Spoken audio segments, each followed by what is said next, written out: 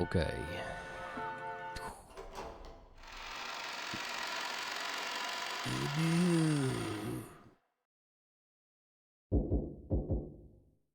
Dum-dum. Almost sounded like we were gonna get the Terminator theme here. Okay. What happened last time? Oh, right. Or not last time, but what's the last thing that happened? Is that Battler actually found the gold, and I'm very curious to see how that's gonna play out, because that has never happened before. Or we shouldn't say Battler found the gold. It's more like Erika found the gold, or Bancastle, and controlled Battler along the way. Okay, a sudden sound of someone banging fiercely on the door brought Natsuhi to her senses. She had probably nodded off in the study while planning how they would overcome the next day. But what could it be, at a time like this? More importantly, the knock itself was strange. If someone wanted to contact her, they could have just used the internal phone line. She told them that she'd be here. Realizing that something strange was going on, Natsuhi shook her head one more time, completely throwing off her drowsiness. Oh. Father. Uh-oh. It's Eva. I have an urgent, vital matter to discuss with you. It was Eva's voice. What is this?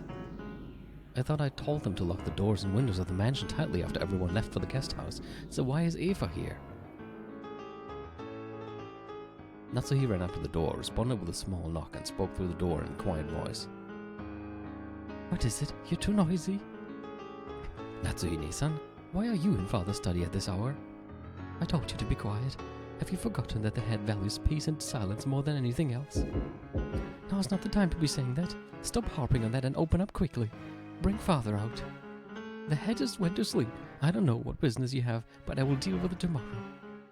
I don't have any business with you. Just open up right now. Sometimes multiple schemes and assumptions can fall apart due to the most direct, simple, and emotional of strategies. This is bad. If I open the door, Aoife will probably throw herself forwards and rush into the study. Now I can't even open this door. I guess you'll just have to murder her then. Was Aoife among the people who got murdered? I forgot. At that moment, this phone suddenly rang. It's okay, both of the keys to the study are here. No one can open this door. Natsuhi inched away from the door and grabbed the receiver. Hello, it's Natsuhi. It's me. Things are bad. I want you to come down to the parlor quickly. Oh, it was from Klaus. His tone was strained. What in the world happened? It would seem that Balakun and this guest called Erika solved the witch's aRdW and found the gold. Is that true? Rudolph and the rest have forced their way in. They're saying Balakun will show everyone the way to the hidden gold. Right now, Eva-san is just outside the study door, yelling at me to open it. But if I do that now, she might push her way inside. I understand. I will go there too. Don't worry about Eva. I'll just punch her in the face. Just stay there and don't do anything. I'll give you a signal once I've gotten Eva away from the door, so leave as soon as you hear that. Ready? Now what? Right after that, Klaus came up the staircase, accompanied by Genji. A heated debate started between him and Aoife. Open up, no calm down. In the middle of that, there was a small knock as a signal. Klaus had cleverly pushed Aoife away from the door and distracted her. During that gap, Natsuhi slipped out of the study and quickly shut the door. Aoife noticed this and her face twisted in disappointment. But the heavy sound of the auto lock had already run out and the door had been sealed. The gold of the aRdW has been found. It's only natural that we should inform Father about this. Or else what? Is there some reason you can't tell Father about this? Father gave strict orders that he not be awakened, no matter what, after he went to bed. Following those orders is the duty of the head's representative. Isn't that right, Genji-san? Yes. The master's sleep must not be disturbed, no matter what happens. Even a rule like that depends on time and circumstances, doesn't it? I mean, the aRdW was solved. Father has a right to know straight away. Of course, the two of us will report and everything to the head tomorrow. That's our duty as the head's representatives. I don't care about that. Come on, just open this door. Let me see Father. Father, can you hear me? It's Eva. Please open up. Let go of me. That hurts. We're telling you to listen to us. Don't knock on the door so loudly. Let go of me. Closama, Ifazama, the master is sleeping. Please refrain from disturbing him any further. When Genji spoke firmly, the two finally ceased their scuffle. It seemed that Genji, the one who had spoken for Kinzo since they were very young, still possessed an air of dignity strong enough to handle both Klaus and Eva. Eva put her argument aside for the time being. She could hold off worrying about that until after she saw the gold with her own eyes. After all, not even Eva had seen it for herself yet. Yeah, and we've learned it's better if she doesn't. Natsui and the others had managed to somehow deal with the momentary crisis. However, the move of the demons that would sneer upon their efforts had already begun. Battler solved the riddle of the epitaph, you say? Yes. Though he had a lot of help from that Erika girl, Bella was the one who reached the answer. Erika has proclaimed that she will abandon her rights to the Golden Land.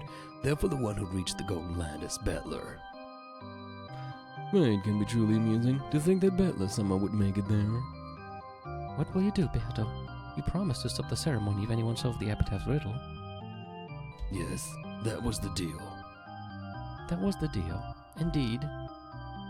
Apparently, Battler-sama does not intend to become the master of the Golden Land. It now seems that no one will become our master. That is also fate. It has been several decades since we first manifested in the human world through our bond with Lord Goldsmith. The time since then has been so very fun. Come on, Leah. You sound like an old lady. So what are you going to do if we go by Reese and Goldsmith's rules? Now that Battler solved the epitaph and decided not to become our master, we've been relieved from duty, right? That's true. I have no regrets at all. I've been prepared to be kicked down into Cocytus all this time. What is Cocytus? Wait, we can't let that happen. You might not have any regrets, but I will keep on serving Natsui. It would be quite irresponsible to let ourselves be relieved from duty just because Battler solved the epitaph. Witches are forbidden from breaking contracts, but they also must not fail to show gratitude. True. We should serve her until the family conference ends. In that case, you won't be relieved from duty for a while either, Lord Goldsmith. It's a hell, yeah. That's what I thought when he said it that way, but I'm not sure.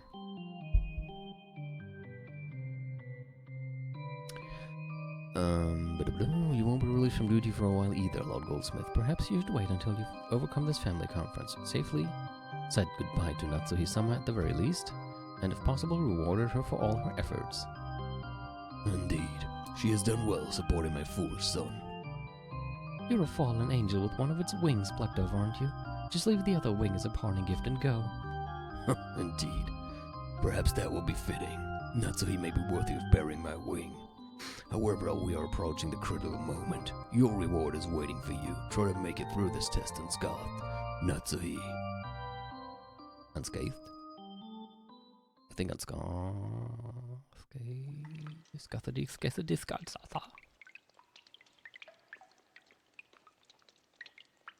And now it's all gone. Wouldn't that be weird? The mountain of gold left everyone speechless, regardless of how strong they had believed in its existence. No one could look at this much real gold and not be shocked. To think a place like this existed? I can't believe it. The dad. Everyone was stunned by the gold. The first one to break the silence and jump around in ecstasy was Hideyoshi. Letting out an excited laugh, he clung to the wall of gold. Then he felt the cold, hard touch of it all over his cheek. What is he rubbing his cheek against it? This is incredible. It's the real thing. That damn dad of ours sticking this much gold in such a ridiculous place. Now that we have this much, we no longer have anything to fear. With this, we can overcome any kind of trial. Rosa. Rosa? Nisan, we'll be able to find happiness with this, right? Eva and Rosa moved towards each other at the same time and hugged as they broke down crying. Now that's a scene I never thought I'd see. Ecstasy and shock, wonder and sighs. After stepping forward in front of the pile of gold that had caused these mixed emotions, Erika spoke as though she were an announcer in some show. If this world is money, then this gold is the embodiment of happiness. Congratulations, everyone. I pray that this discovery makes all of your lives richer. I take my hat off to you to think you'd solve the epitaph within a single day of coming to this island. If you couldn't solve it in a single day, then you wouldn't be able to solve it no matter how many days you had. After all, it doesn't take more than an instant for your little gray cells to give you a flash of intuition. Also, I wouldn't have been able to solve this riddle myself. I ask that you praise Battler's achievement as well, everyone. I abandon any rights to this discovery. I'm already satisfied to have my reasoning proven correct. So I'd like to give Battler's son full credit. I may be here, but please continue your discussion as though I wasn't. Battler's son called all of the adults here, making sure that none of the cousins would notice. That can only mean one thing. He must have wanted to begin the true family conference with all of you. Erika, quit deciding things on your own.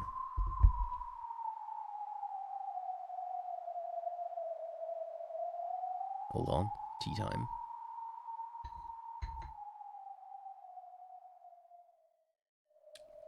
Ugh, hot. My apologies. In that case, I'll step down as the facilitator of these proceedings. So who will take my place? Shrugging, Erika looked around at everyone. After a short period of silence, Eva made the first move. None of us have forgotten the deal we made earlier today, right?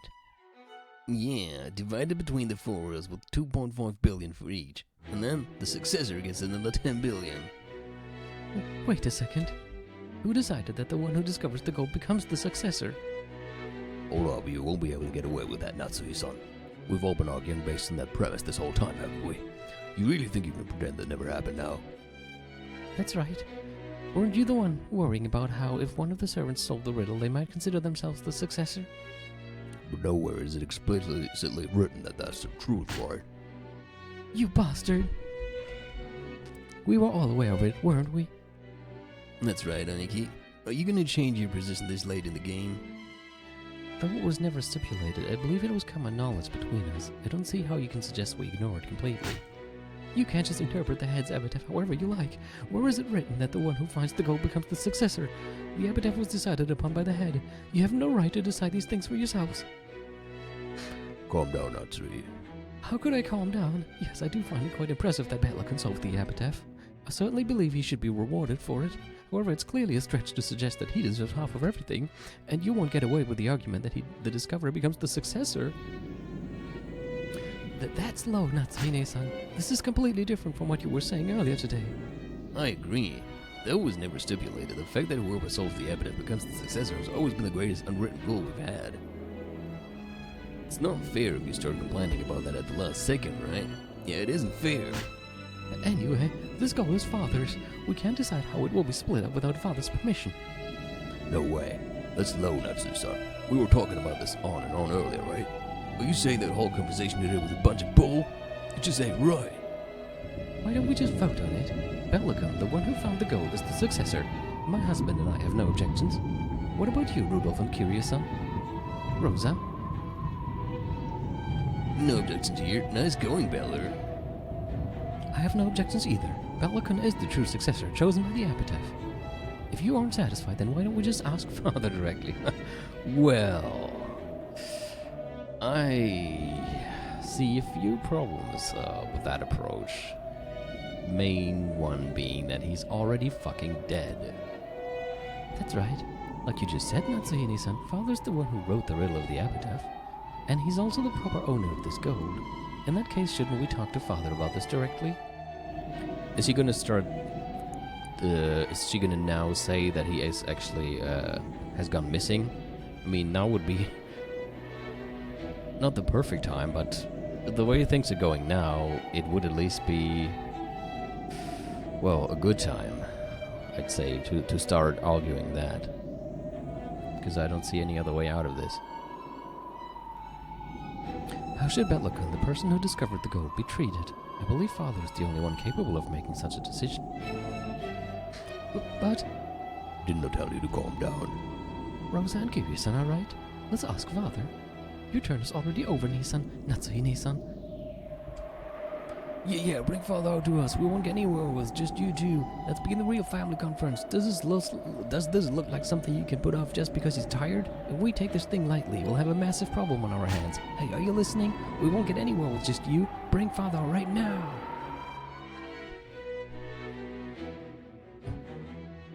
family conference is always like this. How the hell do I know? They're probably always like this on the inside. Huh. Looks like they won't be able to get this figured out right now without Kinso-san. You'd think he's being called out to settle his children's fight, even though it's been announced that he has only a short while to live. I wonder how he feels right about now. Imagining that note, reasoning that out will be a treat. The parents ignored Battler and Erika and kept yelling at each other and on. Even though Battler had more or less imagined that this sort of thing happened behind the scenes, this was the first time he'd seen it. He'd suspected it since 6 years ago, and he'd been able to get a pretty good idea of what this was like by the darkening expressions on his parents' faces when this time of year drew near. However, this argument his relatives were having before his very eyes was much more ugly than he'd imagined. That's why he was very glad that he had called the adults out here without letting the cousins catch wind of anything.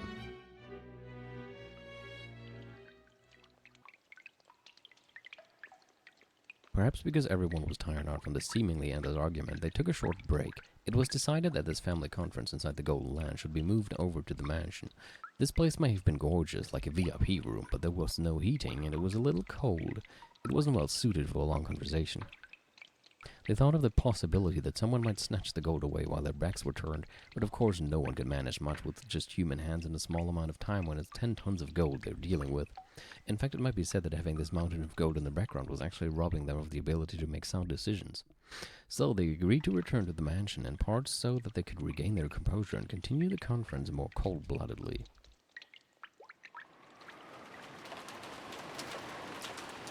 Well, isn't that nice?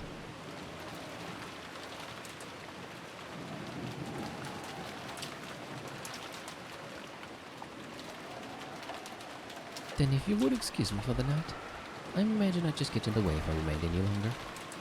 Sure, sorry. Did we bother you too much? Let us show our gratitude again tomorrow. Sorry for letting you see such an embarrassing side of us. You said that you've refused, but allow us to prepare a fitting portion out of gratitude for you as one of the four first to discover the gold. Right, Nissan? Yes, we know what you're capable of. I think you can grasp our current circumstances. 20 billion yen in gold isn't something they wanted out in the open. They didn't want an outsider like Erika telling people about it. Of course, Erika had already reasoned out that much.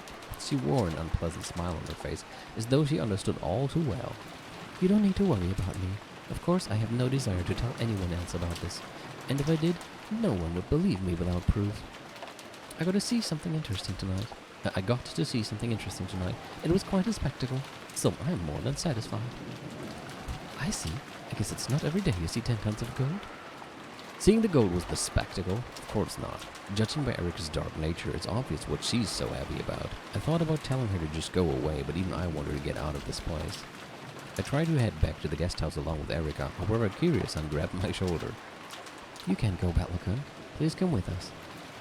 Yes. You're now a real successor. You're gonna have an audience with Father and have him acknowledge you right away. That's something only the family had may decide. Don't make things up on their own. Battler, I realize it'll be a pain, but stick around with us for a bit longer. Don't say anything. You can just stay quiet and keep your head down. Got it? Just do whatever you want. It would have been easy to say that I had no interest in being the successor, but I was sure that would only add more oil to the fire. Even if I hadn't been ordered to keep quiet, staying shut up like a clam was clearly a good idea. In that case, would it really be so bad if they just let me go back to the guest house? Dad put his arm firmly around my shoulder, firmly, and I told him it was uncomfortable and to let go. However, he didn't pay attention to a word I said.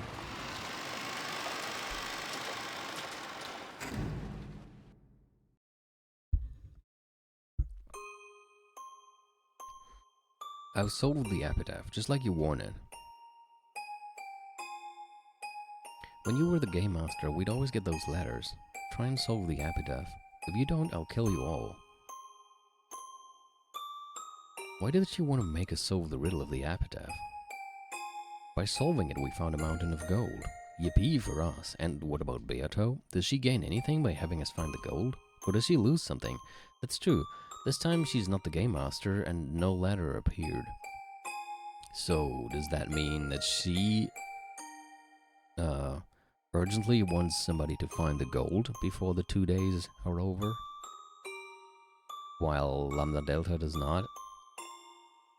Does she gain anything by having us find the gold, or does she lose something? As far as chessboard thinking tells us, people don't ever make moves that cause them to lose something. That means you must have something to gain by having a solve the epitaph.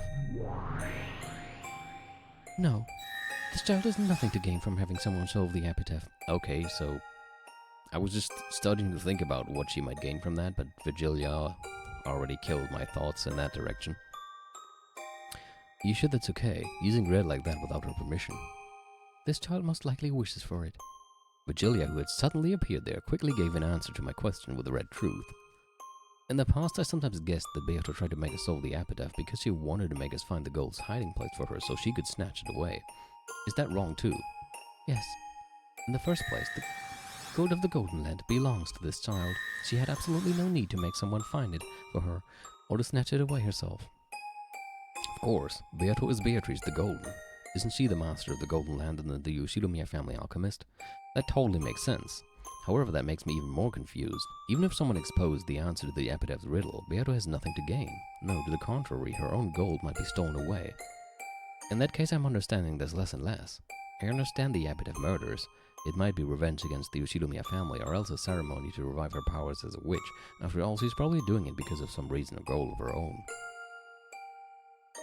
But what's the point of her telling us to solve the epitaph? Whether we solve it or not, she has nothing to gain at all. In other words, the whole issue of whether the epitaph is solved or not is immaterial in Beato's eyes. You're right. Whether the epitaph riddle is solved or not, this child stands nothing to gain at all. But that's differently worded than what Bella just said, isn't it? I'm not sure if it's important that she phrased it that way. It doesn't matter whether it's solved or not. In other words, could we say that the epitaph's riddle itself is immaterial to Beato? You're right.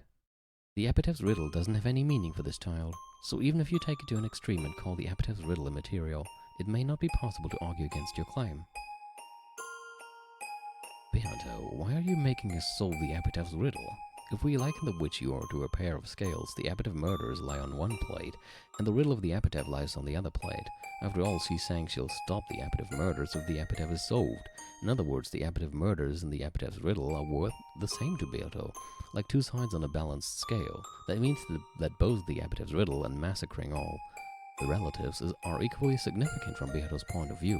But Virgilia responded with the red truth. Regardless of whether the epitaph is solved or not, Beato has nothing to gain. If she has nothing to gain, then this epitaph riddle is meaningless and immaterial to Beato.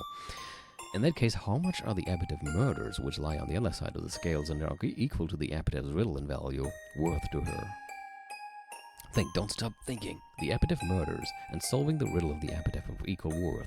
As long as the epitaph murders, which are Beato's goal each time, have this single way that they can be stopped, the way that she decided on herself, both are worth the same thing to her. X equals Y, and whether the epitaph's riddle is solved or not, Beato has nothing to gain. Y equals 0, so in this case, what is X? Wait a sec. That means the epitaph murders are also meaningless and immaterial. Took you long enough. I mean, that was should have been pretty easy. Every time she performs these bizarre serial murders, she's willing to spend an incredible amount of effort to politely send advance notice, and then kill us one by one in accordance with the epitaph, never getting exposed, so all of that is meaningless to her. I spun the chessboard around and searched through Beato's moves over and over. This is always the first place I stumble. The significance of the epitaph murders. Why did she have to commit serial murders in a way that reproduced the witch's epitaph? If she wanted to kill the whole Yoshidomiya family for revenge, it would be much simpler, safer, and more reliable if she just put poison to their dinner, or else went around killing people one by one in the middle of the night while they were sleeping. However, on the first evening, Beato sent us a letter that sounded like an advance notice, and then carried out a 3-part serial murder with large gaps in between. The 6 people of the first twilight, the 2 people of the second twilight, and the 5 people of the fourth and later twilights. We aren't fools. Once the first murders occur, we barricade ourselves in somewhere to stave off any further murders. Furthermore, we quickly suspect a culprit among us and start analyzing each other's alibis. As the victims increase, the number of suspects decreases automatically, and Beato's chances of success in this serial murder drop closer and closer to 0. Well, considering you claim they drop closer and closer to 0, they have been working quite well so far in every episode.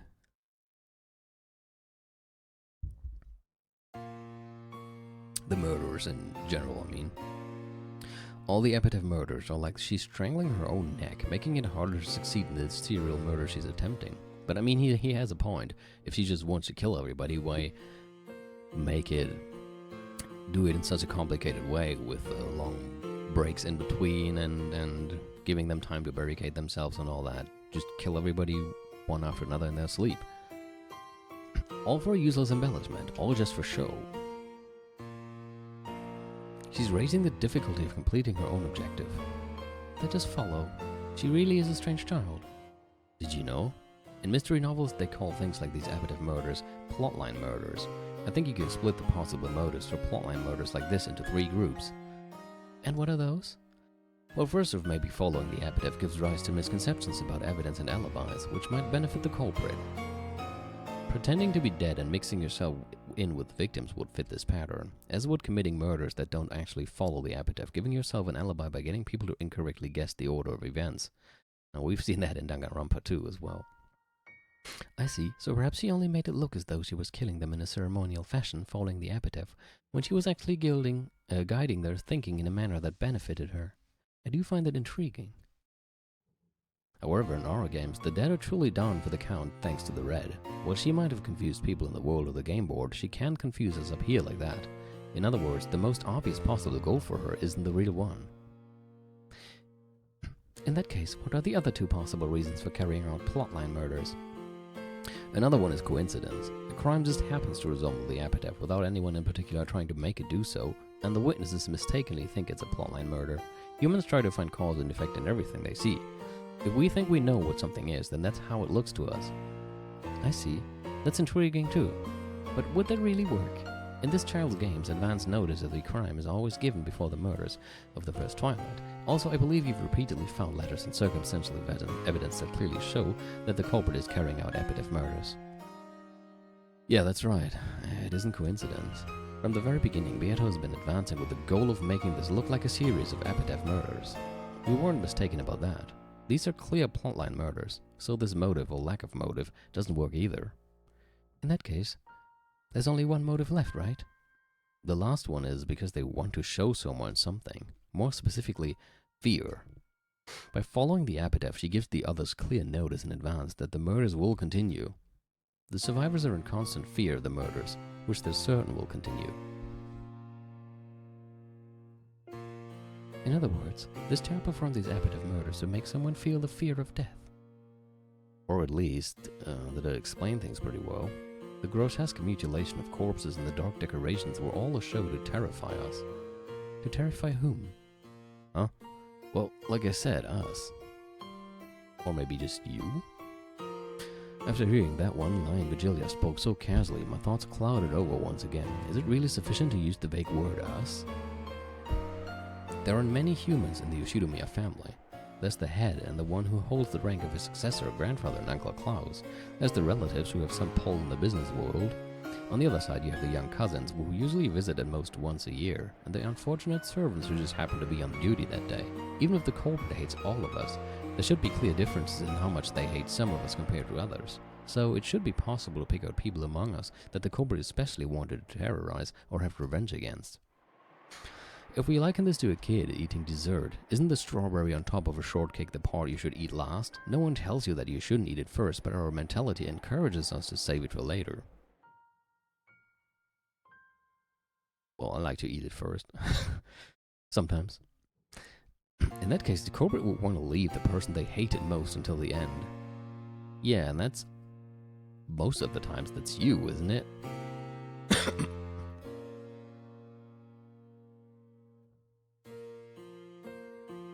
Yeah, like that line by my favorite character in this novel I like. Something about how the worst way to kill someone is to murder those close to them first, make them as miserable as possible, and only kill the person then. Is that a Higurashi reference again? Oh my, that must have been quite a terrifying novel. How frightening.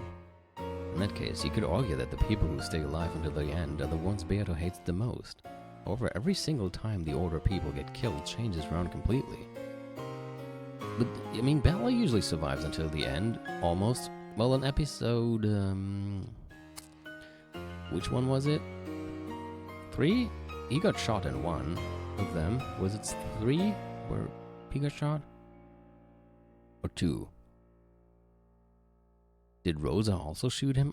I'm not sure anymore what happened with Rosa and him, because he freaked out at the end of episode 2, saying he put the letter there, and he's in on it as well, or he's the culprit. I'm pretty sure Eva shot him in episode 3. Yeah, thanks, Aaron. Aaron just confirmed it.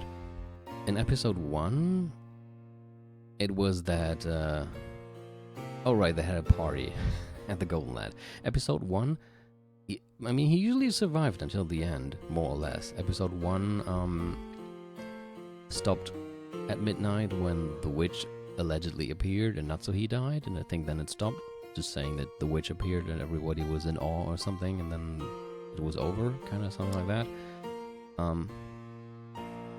Episode 2, yeah, they had the party in the Golden Land. Episode 3, he was shot by Eva. Episode 4, he was once again the last one to stand and then die. By the way he died in episode 4 couldn't have been the food or the wine, because he drank some wine and ate some food when he was all alone. And then, who knows, maybe it was poison. I mean, poison had clearly been mentioned because Maria apparently had been poisoned, so that could explain how he was killed even though he was the last one alive. Just throwing that in there. Anyway, he's usually one of the last people to die or disappear. I wonder if he notices that right now. We try counting up the people who live until the last while every single time, even though they do die in the end.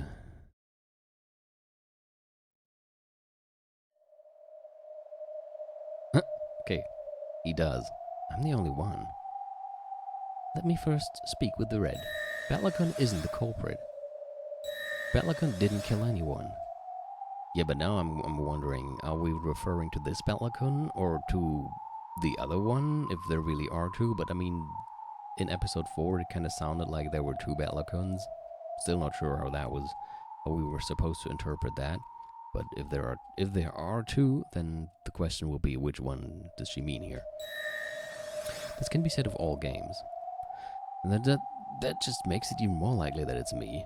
It means the sole reason she had for bringing about the aRdW murders was to show them to me. Every time Beato brags that she'll choose whom to kill next with a roulette. However, I'm the only one she never kills. Though she does kill me in the end, she leaves me be until the very last moment. In all these supposedly random games, there's only this one unchanging constant. She wants revenge against me? So is she performing the aRdW murders to make me feel fear? That's wrong. Her goal is not to make someone experience fear, and it isn't to have revenge on someone either. In that case, the aRdW murders really don't mean anything to her. The aRdW's riddle is meaningless, and the corresponding aRdW murders are also meaningless. X equals Y equals 0, but even so, she's clearly trying to show these meaningless things to me. What could she want from me that'd be worth the same to her as something meaningless? I don't get it. The more I think about it, the less I understand what she's thinking. Beatrice, the fickle witch who committed a meaningless, worthless string of serial murders. Even the aRdW's riddle, which that witch used as a trigger that could suspend the serial murders, is meaningless, immaterial, and yet she's thrusting this meaningless, immaterial thing in front of my face. What is it that you want from me? Or else, what is it that you're giving me? My idea that Beata has clearly been taking revenge on me has already been denied by Vigilia's Red Truth. Both X and Y, both the aRdW murders and the aRdW's riddle hold no meaning for Beatrice. X equals Y equals 0, however, since she's thrusting those things in front of me, they must have some meaning. She showed us the scales representing if you don't solve the aRdW, I'll carry out the aRdW murders. In other words, neither the aRdW murders nor the aRdW's riddle have any significance by themselves. However, it becomes meaningful when she puts both halves on the scales and puts them on display before us. No, before me. In other words, it should be like this. X equals 0, Y equals 0. X plus Y is greater than 0. A scale with meaningless, weightless things on both sides, however, it has a weight itself and gives the rest meaning. It's almost like playing, like kids playing rock, paper, scissors. Rock, paper, scissors is an extremely familiar method of randomly determining a winner and loser. You sometimes wager some sort of reward on the outcome, but kids often do rock, paper, scissors just to play without betting anything in particular. Unless you bet something, you have nothing to gain or lose except happiness and frustration. In other words, the two sides of the scale, both winning and losing, are immaterial. However, the very act of seeing which way it will tip. The reason kids play rock, paper, scissors is the reason. the very act of seeing which way it will tip is the reason kids play rock, paper, scissors. After all, the kids are enjoying the communication that surrounds the game, and they aren't purely interested in the value of winning or losing. They aren't overly concerned about who wins and who loses. That will mean it doesn't matter to Beato whether the epitaph murders succeed or not. It almost feels like she's just enjoying the process. In the past, I cursed her, deciding that she was a heartless witch who kept murdering people for no reason. But right now, I can't imagine that's true. Thank you. In that case, I'll give you one more line of red. Beato never committed murder for the sake of pleasure. She didn't do it for pleasure, and she didn't do it to make anyone feel fear. Since she has nothing to gain, she doesn't care whether the epitaph murders succeed or fail. Maybe she does it because she wants Bella to remember something? I mean, she stated already that she wants him to remember something. It's almost like a random game kids would play. That's not right. It does have meaning. It has meaning for her. And what is this meaning? I don't get it. Oh, I guess is this battler? I don't get it, even though both sides of the scale are material. The scales have some weight to it in her eyes. Of course it isn't meaningless. Some meaning definitely exists. In the previous game, she urged me to remember my sin of 6 years ago. Am I supposed to believe that was meaningless too? No, that definitely isn't the case. I clearly remember the serious gaze Beato had back then. Unfortunately, I didn't have a clue what she meant. When she saw that, she was horribly dejected. That's right. At that time, I'm sure she even went so far as to say that the crime wouldn't have occurred if I hadn't come. It does have meaning. It means something to her. And it's connected to something she wants from me. I laughed softly and poked Beato lightly on the head, then patted her head. Next time you want to send a love letter, I suggest you just write I love you. If you make it too roundabout and confusing, no one's going to be able to figure it out. I still don't have a clue what she's thinking. Even so, I won't stop thinking. I've only just started spinning the chessboard around. I definitely won't give up on this journey in search of your thoughts.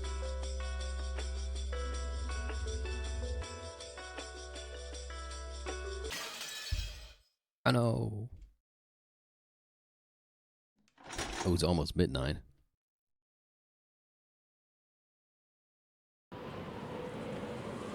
Hajime. I'm sorry, I don't know why I suddenly went to Nagito. Bella did nothing but gaze blankly out the window. The fighting between the relatives went on without end.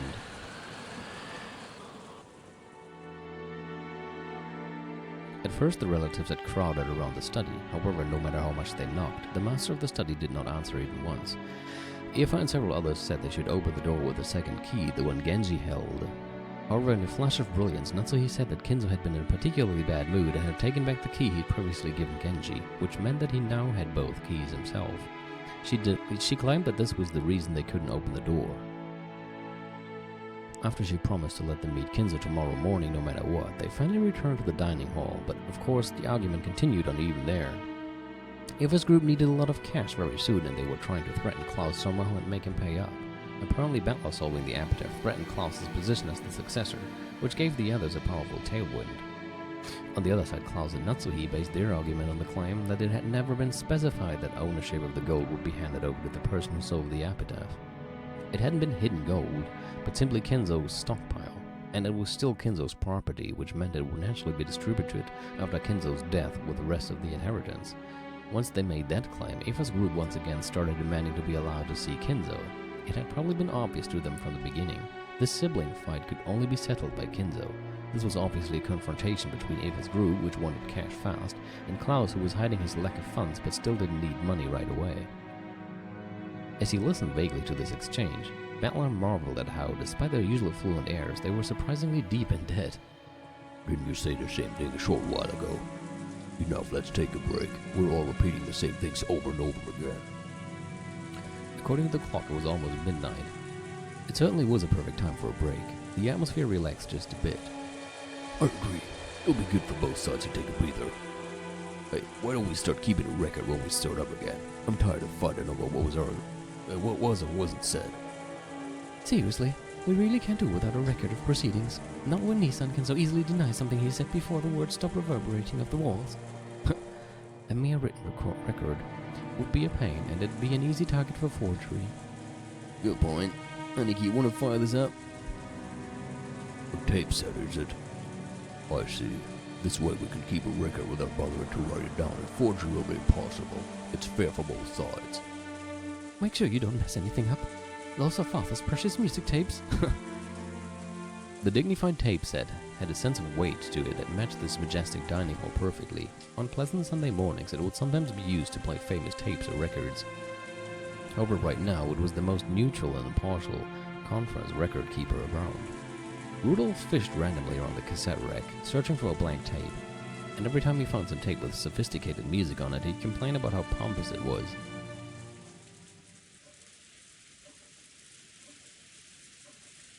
Pardon me?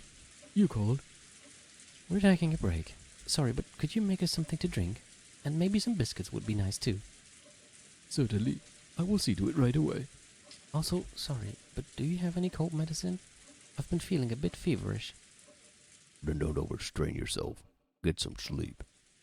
If you really feel like it, why not get some sleep, Rosa? Of course, I wouldn't step out of such an important conference because of a simple cold. Really? Allow me to take a rest as well. Natsuhi, why don't we take a short rest too? Yes, dear. Sensing that he meant to have a strategy meeting, Natsuhi stood up. Even if that hadn't been the case, she was so desperate to get out of the room even for a moment that she'd have taken any excuse. Closet Natsuhi left the dining hall, and the tension in the room truly relaxed.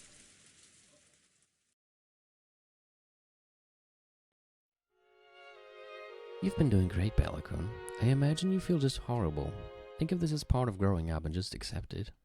Just how long am I gonna have to sit around here doing nothing? Who knows? After all, you're like our own portable shrine. Sleepy? About as much as your average school class. I'm pretty sure Father isn't going to show up tonight anyway. When Klaus Nisan and the rest come back, I'll propose that we might as well let you go. I'll be counting on you. Oh, a light knock and the faint sound of china clanking together could be heard. Oh, she's still awake. Excuse us. We brought tea. Shannon and Conan had come by with a serving cart. The pleasant smell of black tea had the effect of relieving a bit of the tension. Hey, did you hear? Hear about what? We haven't heard anything. Stop it, Rudolph. There's no reason to tell them. We are furniture, so we have no interest in matters concerning the family conference. I see. That's a wise answer. You have the midnight shift? That must be rough. That's our job. We would be happy to receive your orders. Makes sense to me. At least that'd be better than sitting around awake doing nothing. When I was still down in the bottom rungs, I once worked as a warehouse keeper. Even if you're just staying awake, it's still pretty tough. Right after the war, you had robbers all over the place. Plus, you couldn't rely on the police back then, so it was a pretty dangerous time. Hideyoshi was particularly proud of how he had started with nothing and built up assets by illegally diverting goods from the American army. Yeah, I was about to say that's a good reason to be proud of, until he started the whole illegally diverting thing started.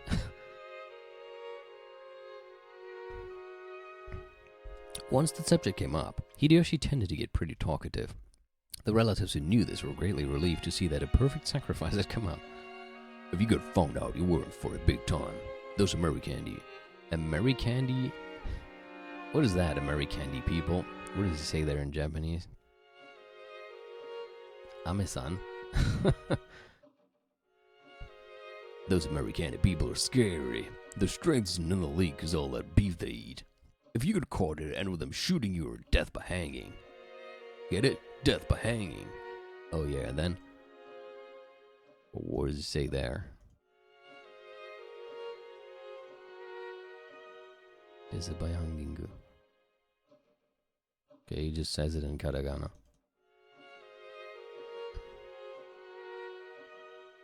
Oh yeah, and then I figured it out. It's all about the meat. Japanese people gotta eat more meat. And that's when I got the revelation that I needed to start a business to win over people's stomachs. Maybe you hit your head back then. I see that it must have been quite a difficult task. Stop it, dear. No matter how much you tell people born after the war, they'll never understand how we suffered back then. Oh, it looks like my bad habits jumped out again. Sorry. You two should have some tea as well. Every now and then I think it might be helpful for you to use your own tongues to learn more about the tea you're always brewing. No, we'll be fine. There's no need to be concerned for our sakes. Hang out with us for a bit. Being surrounded by adults makes me feel like I'm going to suffocate. Hear that? That's an order from Bettless. I'm on the successor. Sit over there and have some tea with us. Then you can talk about recent events, your hobbies, TV shows you're watching, and whatever it is that's popular with the kids these days. There's a lot we could learn. That's a brilliant idea. Come on, you two, sit down too. And why don't you become sacrifices for us now that we crave something to talk about? That's right. I thought it'd be nice to talk to some young kids, but that'll be pretty hard when I'm not too old even to go to a cabaret club. How long are you planning on standing around there? Rudolph told you to sit. Sit down. I give you permission as well. After getting Ava's permission, Shannon and Kanon looked at each other and finally obeyed, nervously. For a while the two were pounded by questions and became the relatives' playthings. Then, a reserved knocking sound could be heard. All of the servants tended to knock in a similar manner, so no one found it strange. However, Shannon and Kanon turned around with surprised looks on their faces. The servants here today included the two of them, Genji, Kumasawa, and Goda. Goda had the midnight shift at the guest house. Kumasawa had gone to bed in a spare room in the guest house. The two of them were right here, so Genji was the only person left. But they knew very well that Genji wouldn't knock like that. Who is it? It's not locked, just come in. Rudolph didn't recognize the knock either. When he asked who is it, it became apparent that no one knew whose knock it was. After that, the same knock-knock repeated just once more. Could it be that someone had their hands full and was asking that the door be opened for them? As a slightly odd feeling began to encompass the room, the sound of the lounge clock in the hall could be heard. Great timing. It was a sign that October 4th had ended, and October 5th had begun.